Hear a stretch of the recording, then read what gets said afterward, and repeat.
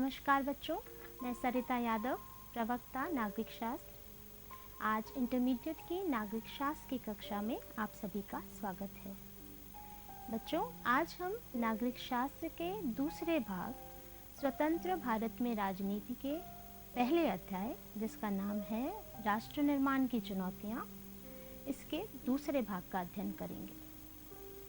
बच्चों, दूसरे भाग को पढ़ने से पहले आइए जान लेते हैं कि पहले भाग में हमने क्या क्या जाना। अब तक हमने जाना कि पृष्ठभूमि में आज़ादी के बाद भारत के समक्ष कैसी परिस्थितियां थीं।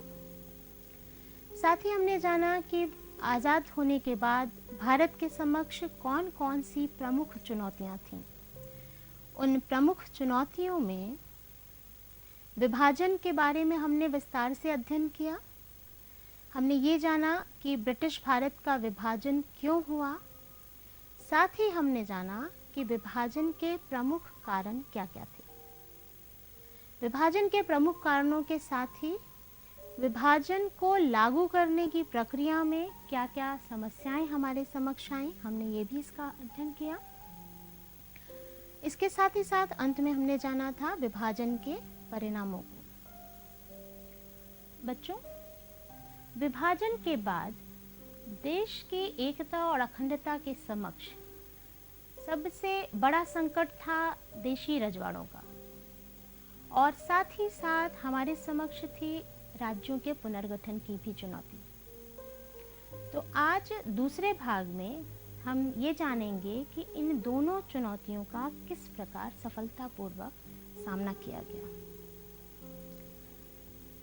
दूसरे भाग को शुरू करते हैं। आइए सबसे पहले नज़र डाल लेते हैं उन बिंदुओं पर जिस पर हम आज अध्ययन करेंगे। भारत में रजवाड़ों का विलय। हम जानेंगे ब्रिटिश भारत में रजवाड़ों की क्या स्थिति थी, विलय में समस्याएं, भारतीय संघ में इन देशी रजवाड़ों के विलय में क्या क्या समस्याएं आई। साथ ही हम जानेंगे भारत सरकार का इन रजवाड़ों के प्रति क्या नजरिया था। हम हैदराबाद और मणिपुर के विलय को भी विस्तार से जानेंगे। हैदराबाद और मणिपुर ये देशी रजवाड़े थे। इसके साथ ही हम अध्ययन करेंगे राज्यों के पुनर्गठन का, देश की भीतरी सीमाओं का निर्धारण कैसे किया गया, और जानेंगे आंध्र आंदोलन के बारे में। अंत में हम जानेंगे राज्य पुनर्गठन आयोग के बारे में, आयोग का गठन क्यों किया गया था, और साथ ही जानेंगे आयोग के द्वारा पारित जो रिपोर्ट थी उसके बाद किन राज्यों का निर्माण किया गया। आइए बच्चों शुरू करते हैं। भारत में रजवाड़ों का विलय। बच्चों, ब्रिटिश इंडिया जब आज़ाद होने से पहले भारत ब्रिटिश इंडिया कहलाता था। ब्रिटिश इंडिया दो हिस्सों में बटा हुआ था। एक हिस्से में ब्रिटिश प्रभुत्व वाले भारतीय प्रांत थे, दूसरे हिस्से में देशी रजवाड़े थे। ब्रिटिश प्रभुत्व वाले भारतीय प्रांत वो थे जहां पर अंग्रेज सरकार का सीधा नियंत्रण था। वहीं दूसरी ओर वो छोटे बड़े राज्य थे जिन पर राजाओं का शासन था। इन्हें ही देशी रजवाड़े कहा जाता था। रजवाड़ों को हम रियासतों के नाम से भी जानते हैं। इन रियासतों में राजाओं को अपने घरेलू मामलों के बारे में शासन चलाने की अनुमति प्राप्त थी। ऐसा इसलिए था क्योंकि इन रजवाड़ों ने अंग्रेजी सरकार की अधीनता को स्वीकार कर रखा था, या कहें ब्रिटिश सरकार की सर्वोच्चता को स्वीकार कर रखा था। बच्चों, आज़ादी के समय हमारे देश में 565 देशी रियासतें थीं, और लगभग ये ब्रिटिश भारत का पूरा 1/3 हिस्सा रजवाड़ों से ही था। आइए इसको मानचित्र में समझ लेते हैं। आपको ये ब्रिटिश भारत का मानचित्र दिखाई दे रहा है। इसमें बच्चों ये सैफरन कलर से या जो है केसरिया रंग से आपको जो क्षेत्र दिखाई दे रहे हैं, ये सभी ब्रिटिश प्रभुत्व वाले भारतीय प्रांत हैं। यानी यहाँ पर अंग्रेज सरकार का सीधा नियंत्रण था। वहीं दूसरी ओर आपको ये हल्के नीले रंग से, स्काई ब्लू कलर से जो क्षेत्र रंगे हुए दिख रहे हैं, ये देशी रियासतें थीं। ये सभी देशी रियासतें हैं, जैसे मैसूर, हैदराबाद, इधर आपको जूनागढ़, जम्मू कश्मीर, और ब्रिटिश प्रभुत्व वाले प्रांतों में आपको दिल्ली, बिहार, बंगाल, मद्रास ये दिखाई दे रहे हैं।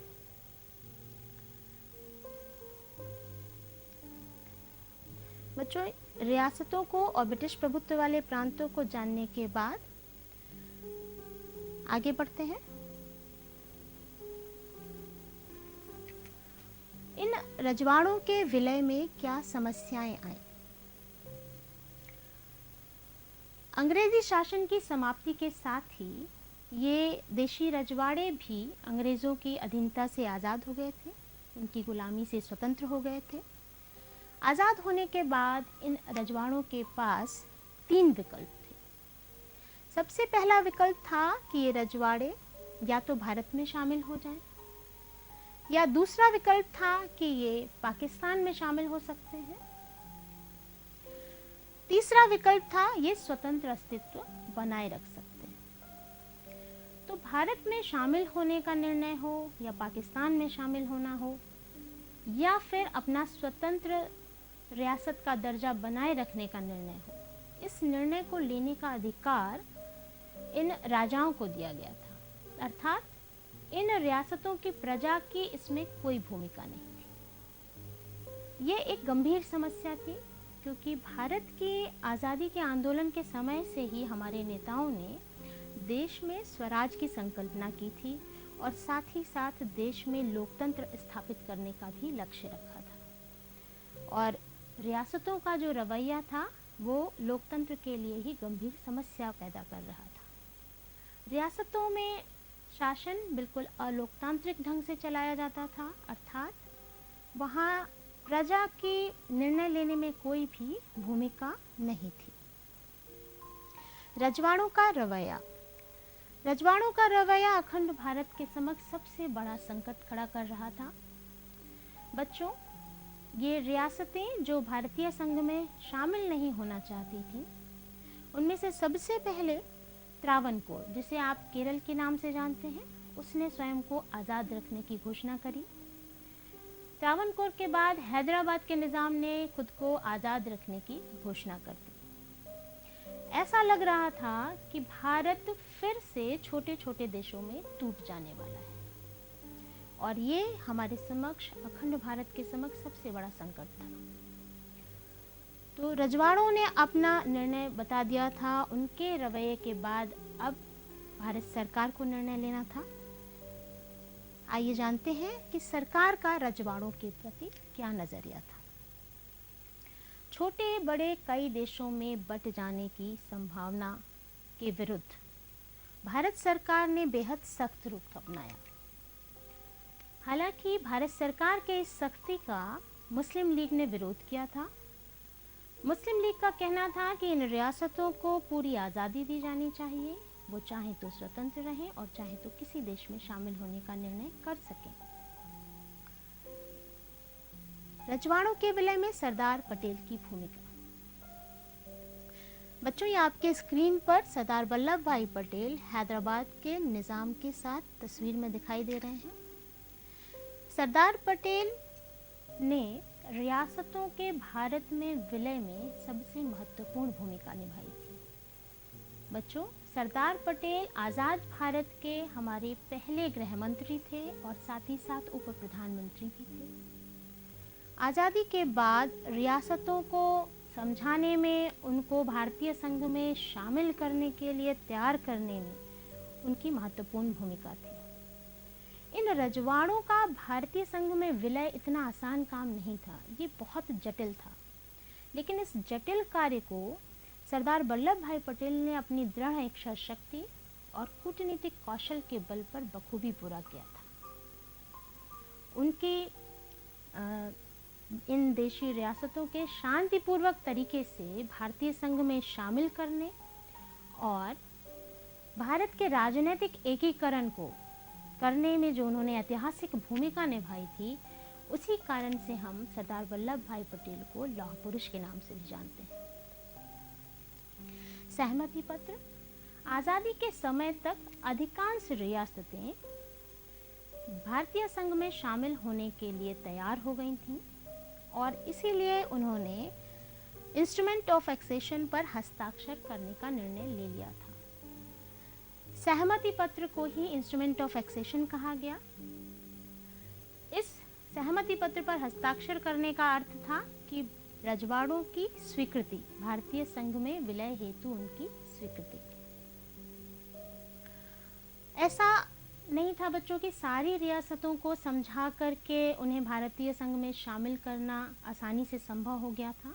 ऐसी कई रियासतें थीं जो आसानी से विलय के लिए तैयार नहीं हुई थीं। उनमें से प्रमुख थी जूनागढ़, हैदराबाद, कश्मीर और मणिपुर। इस अध्याय में हम हैदराबाद और मणिपुर रियासत के विलय को विस्तार से जानेंगे। कश्मीर के विलय को हम इस किताब के अध्याय 8 में विस्तार से पढ़ेंगे। आइए सबसे पहले जानते हैं हैदराबाद के विलय। बच्चों, आपके स्क्रीन पर ये भारत के दक्षिणी हिस्से का मानचित्र दिखाई दे रहा है। ये हैदराबाद रियासत आपको दिखाई दे रही है। ये एक बहुत बड़ी रियासत थी जो चारों ओर से भारतीय भूभाग से घिरी हुई थी। हैदराबाद में आज के महाराष्ट्र, आंध्र और कर्नाटका के कुछ हिस्से शामिल थे। हैदराबाद के शासक को निजाम कहा जाता था। हैदराबाद के निजाम उस समय दुनिया के सबसे दौलतमंद इंसानों में से थे और हैदराबाद के निजाम अपनी रियासत को आज़ाद रियासत का दर्जा देना चाहते थे। वो भारतीय संघ में विलय के लिए बिल्कुल तैयार नहीं थे। इसीलिए हैदराबाद के निजाम ने भारत सरकार के साथ 1947 में यथास्थिति को बनाए रखने का एक समझौता किया था जो 1 वर्ष के लिए किया गया था। निजाम के विरुद्ध लोगों का आंदोलन। समझौता जो 1 वर्ष के लिए किया गया था, इस दौरान भारत सरकार और निजाम के बीच बातचीत चल रही थी। इसी दौरान निजाम के विरुद्ध हैदराबाद के लोगों ने आंदोलन छेड़ दिया था। इस आंदोलन में किसानों के साथ साथ महिलाएं बड़ी संख्या में शामिल हुई थीं और साथ ही साथ समस्त जो प्रांतीय शक्तियां थी, वहाँ की कम्युनिस्ट और कांग्रेस की जो इकाइयां थीं, वो भी इस आंदोलन के समर्थन में थी। महिलाओं के साथ बहुत ज्यादती हुई थी। निजाम का बहुत ही दमनकारी शासन था हैदराबाद में, इसलिए महिलाएं ज़्यादा संख्या में इस आंदोलन में शामिल हुई थी। निजाम ने अपने विरुद्ध छिड़े इस आंदोलन को कुचलने के लिए अपनी ओर से अर्धसैनिक बल भेजे थे, अपनी सेना भेजी और इन अर्धसैनिक बलों को ही रजाकार कहा जाता था। ये रजाकार बहुत ही सांप्रदायिक थे, बहुत अत्याचारी लोग थे। इन्होंने गैर मुसलमानों को अपना निशाना बनाया, नृशंस हत्याएं की, लूटपाट मचाई। इसी दौरान भारत सरकार ने अपनी सेना 1948 में सितंबर में हैदराबाद भेज दी और भारतीय सेना के साथ निजाम की सेना की थोड़े दिनों की लड़ाई के बाद निजाम के सैनिकों ने अपने घुटने टेक दिए और इस तरह से निजाम ने भारत सरकार के समक्ष आत्मसमर्पण किया और हैदराबाद का विलय भारत में संभव हो पाया। हैदराबाद के विलय के बाद आइए जानते हैं मणिपुर के विलय को। मणिपुर भारत के उत्तर पूर्व की एक रियासत थी। आपको स्क्रीन पर उत्तर पूर्व का एक मानचित्र का हिस्सा दिख रहा है भारत के। मणिपुर ये रियासत है उत्तर पूर्व की। मणिपुर के महाराजा बोधचंद सिंह जी ने आज़ादी के समय भारतीय संघ में विलय हेतु अपनी सहमति दे दी थी और इस हेतु उन्होंने सहमति पत्र पर हस्ताक्षर भी कर दिए थे। उनकी सहमति के बदले भारत सरकार ने उन्हें आश्वासन दिया था कि मणिपुर की आंतरिक स्वायत्तता बरकरार रखी जाएगी। मणिपुर में चुनाव। मणिपुर के राजा बोधचंद सिंह ने मणिपुर की जनता के दबाव में 1948 में चुनाव कराए। वहां चुनावों के बाद संवैधानिक राजतंत्र स्थापित हुआ। बच्चों, मणिपुर भारत का वो पहला राज्य था जहां पर वयस्क मताधिकार के आधार पर चुनाव हुए थे। मणिपुर विधानसभा में मतभेद। मणिपुर की विधानसभा में विलय को लेकर गहरे मतभेद थे। जहां मणिपुर की कांग्रेस चाहती थी कि मणिपुर का भारतीय संघ में विलय हो जाए, वहीं अन्य पार्टियां जो मणिपुर की थी वो इस विलय के बिल्कुल खिलाफ थी। भारत सरकार का दबाव। मणिपुर की विधानसभा में गहरे मतभेदों के बावजूद भारत सरकार ने वहां की विधानसभा से बिना परामर्श किए महाराजा पर दबाव बनाना शुरू किया कि वो विलय के लिए हस्ताक्षर कर दें, अपनी सहमति दे दें, और भारत सरकार अपने इस दबाव में सफल हुई और इस तरह मणिपुर का भारतीय संघ में विलय संभव हो गया।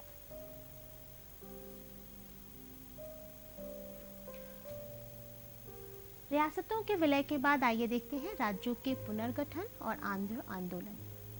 बच्चों, विभाजन और रियासतों के विलय के बाद अब सबसे बड़ी चुनौती थी राष्ट्र निर्माण की प्रक्रिया में भारत की भीतरी सीमाओं के निर्धारण की, राज्यों की भीतरी सीमाओं के निर्धारण की। राज्यों का सीमांकन आंतरिक सीमाओं को तय करने की चुनौती थी।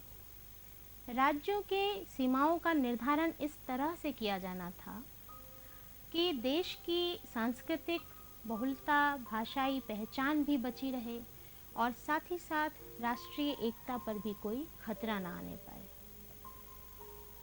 औपनिवेशिक शासन काल में सीमांकन। बच्चों, जब अंग्रेजों का शासन था भारत में, तो राज्यों की जो सीमाएं थी वो प्रशासनिक सुविधा के आधार पर तय की जाती थी। अंग्रेज जिन क्षेत्रों को जीत लेते थे वो एक प्रांत बन जाता था। बंटवारे के बाद की परिस्थिति। भारत जब आजाद हुआ तो भारत सरकार ने अंग्रेजों के दौरान किए गए इस सीमांकन को खारिज कर दिया। भारत सरकार का मानना था कि देश की राज्यों की सीमाओं का निर्धारण भाषाई आधार पर किया जाए और भाषाई आधार पर राज्यों के पुनर्गठन का वायदा भारत सरकार ने किया। आज़ादी से पूर्व भी जो प्रांतीय कांग्रेस की कमेटियां बनाई जाती थी वो भी भाषाई आधार पर ही बनाई जाती थी। अर्थात भारतीय राष्ट्रीय कांग्रेस भी शुरू से ही देश के भीतरी सीमाओं का निर्धारण भाषाई आधार पर करने के लिए ही सहमत थी। आज़ादी के बाद लेकिन जब बंटवारा हो चुका था तो परिस्थितियां देश की बदल गईं। बंटवारे के बाद देश के नेताओं को ये लगा कि भाषाई आधार पर पुनर्गठन करने से कहीं देश में अलगाववाद को बढ़ावा ना मिले, देश की एकता पर संकट आ जाए, इस आशंका को वो मन में लिए हुए थे। साथ ही साथ भारत उस समय विभाजन के दंश से, विभाजन की त्रासदी से भी जूझ रहा था और रियासतों के विलय की समस्या भी बनी हुई थी। तो ऐसी स्थिति में भारत सरकार ने अपने इस फैसले को स्थगित करने का निर्णय लिया। तेलुगु भाषी क्षेत्रों में विरोध और आंध्र आंदोलन। केंद्रीय नेतृत्व द्वारा लिया गया ये फैसला, उसका विरोध शुरू हुआ सबसे पहले मद्रास प्रांत के, पुराने मद्रास प्रांत के तेलुगु भाषी क्षेत्रों में। वो एक आंदोलन के रूप में खड़ा हुआ। उसे आंध्र आंदोलन कहा गया। पुराने मद्रास प्रांत में शामिल क्षेत्र, पुराने मद्रास प्रांत में आज के केरल, तमिलनाडु, आंध्र प्रदेश और कर्नाटका के कुछ हिस्से शामिल थे। आंध्र आंदोलन के द्वारा ये मांग की गई कि मद्रास प्रांत के तेलुगु भाषी क्षेत्रों के लिए एक अलग राज्य आंध्र प्रदेश का गठन किया जाए। और यह आंदोलन जोर पकड़ने लगा। इस आंदोलन के समर्थन में वहाँ की समस्त राजनीतिक शक्तियाँ, मद्रास प्रांत की समस्त राजनीतिक शक्तियाँ इसके समर्थन में थी। इसी दौरान गांधीवादी नेता पोट्टी श्रीरामुलु ये भी आंध्र आंदोलन के समर्थन में आ गए और भूख हड़ताल पर बैठ गए। दुर्भाग्य से पोट्टी श्रीरामुलु जी की 56 दिनों की भूख हड़ताल के बाद मृत्यु हो गई इसी आंदोलन के दौरान। इनकी मृत्यु के बाद आंदोलन बिल्कुल उग्र हो उठा, हिंसक हो उठा। लोग सड़कों पर आ गए और बहुत हिंसा की शुरुआत हो गई। पुलिस फायरिंग में कई लोग मारे गए, बहुत सारे लोग घायल हुए।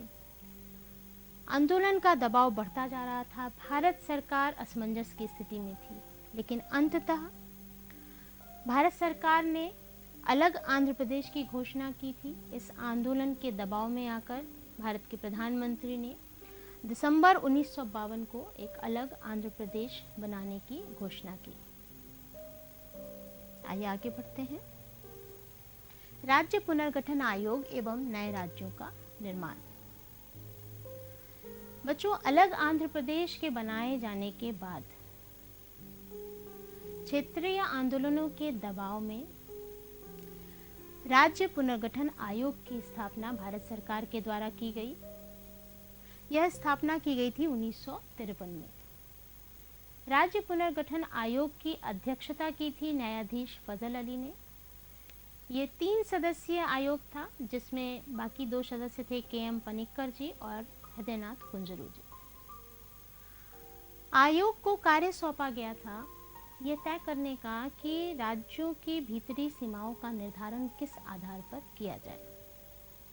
राज्य पुनर्गठन आयोग ने अपनी रिपोर्ट में इस बात को स्वीकारा कि राज्यों के सीमाओं का निर्धारण वहाँ की क्षेत्रीय भाषा के आधार पर ही किया जाना चाहिए। और राज्य पुनर्गठन आयोग की इसी रिपोर्ट के आधार पर राज्य पुनर्गठन अधिनियम 1956 में भारतीय संसद द्वारा पारित किया गया। 1956 में राज्य पुनर्गठन अधिनियम जब बना तो नए राज्यों का निर्माण किया गया। उसी आधार पर 14 नए राज्य और 6 केंद्र शासित प्रदेशों का निर्माण किया गया था। उन 6 केंद्र शासित प्रदेशों में कौन कौन थे? उसमें हिमाचल प्रदेश, दिल्ली, मणिपुर, त्रिपुरा, अंडमान निकोबार और लक्षद्वीप। साथ ही साथ उन 14 राज्यों में प्रमुख रूप से जम्मू कश्मीर, पंजाब, राजस्थान, मध्य प्रदेश, उत्तर प्रदेश, पश्चिम बंगाल, असम, बिहार, उड़ीसा, मद्रास, मैसूर, आंध्र प्रदेश, केरल और बॉम्बे थे। क्षेत्रीय आंदोलन एवं भाषावार राज्यों के पुनर्गठन का लोकतांत्रिक राजनीति पर प्रभाव। बच्चों, आज़ादी के बाद देश के नेताओं ने भाषाई आधार पर राज्यों के पुनर्गठन को लेकर मन में एक आशंका व्यक्त की थी। उन्हें लगा था कि यदि भाषा के आधार पर राज्यों का पुनर्गठन किया गया तो देश में अलगाववाद की समस्या बढ़ जाएगी और देश की एकता खतरे में पड़ जाएगी। लेकिन क्षेत्रीय मांगों को स्वीकारा गया। क्षेत्रीय मांगों के आधार पर राज्यों का पुनर्गठन भाषाई आधार पर बाद में किया गया। तो जो हमारे देश के नेताओं की आशंका थी कि अलगाववाद बढ़ जाएगा, देश की एकता खतरे में पड़ सकती है, ऐसा नहीं हुआ। आशंका के बिल्कुल विपरीत क्षेत्रीय मांगों को मान लेने के साथ अलगाववाद की समस्या कम होने लगी और साथ ही साथ देश की एकता और अखंडता और ज़्यादा मजबूत हुई थी। भाषाई आधार पर राज्यों का पुनर्गठन करने से पूरे देश में राज्यों के गठन का एक समान, एक कॉमन आधार भी मिल गया था भाषा का। और साथ ही साथ एक बड़ी उपलब्धि भी थी, वो थी क्षेत्रीय विभिन्नता के सिद्धांत को स्वीकृति। बच्चों, भारत एक विविधताओं से भरा हुआ देश है जहाँ पर बहुत सारी भाषाएं बोली जाती हैं। भारत में लोकतांत्रिक व्यवस्था को अपनाया गया है। लोकतंत्र का सिद्धांत स्थापित कर देना ही पर्याप्त नहीं है।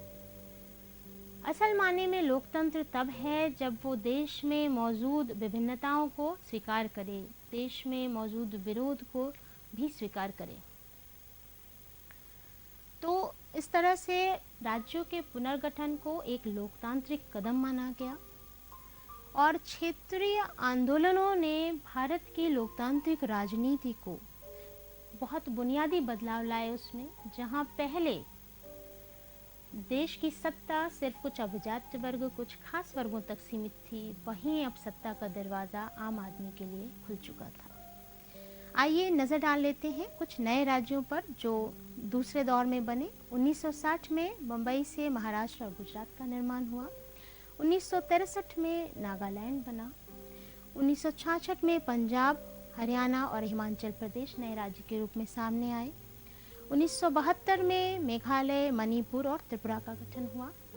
मेघालय को असम से अलग करके बनाया गया था। 1987 में मिजोरम, अरुणाचल प्रदेश का नए राज्य के रूप में गठन हुआ। सन 2000 में छत्तीसगढ़ को मध्य प्रदेश से अलग करके, उत्तराखंड को उत्तर प्रदेश से अलग करके और झारखंड को बिहार से अलग करके बनाया गया। इनका आधार विकास में क्षेत्रीय असंतुलन को रखा गया था, भाषाई आधार नहीं था। 2014 में आंध्र प्रदेश से अलग करके तेलंगाना को नया राज्य बनाया गया। आइए बच्चों एक नज़र अभ्यास कार्य पर डाल लेते हैं। भारत के रजवाड़ों के विलय में क्या समस्याएं थीं? हैदराबाद और मणिपुर के विलय के बारे में संक्षेप में लिखिए। राज्य पुनर्गठन आयोग के गठन का क्या उद्देश्य था? बच्चों, इस पाठ्य से संबंधित जो सामग्री और अभ्यास कार्य हैं वो आपको दीक्षा मोबाइल एप्लीकेशंस पर भी उपलब्ध हैं, जिसे आप गूगल प्ले स्टोर को डाउनलोड करके देख सकते हैं। आप अपने विषय अध्यापक से भी इससे संबंध में जो कठिनाई है व्हाट्सएप वर्चुअल क्लासेस के माध्यम से समझ सकते हैं।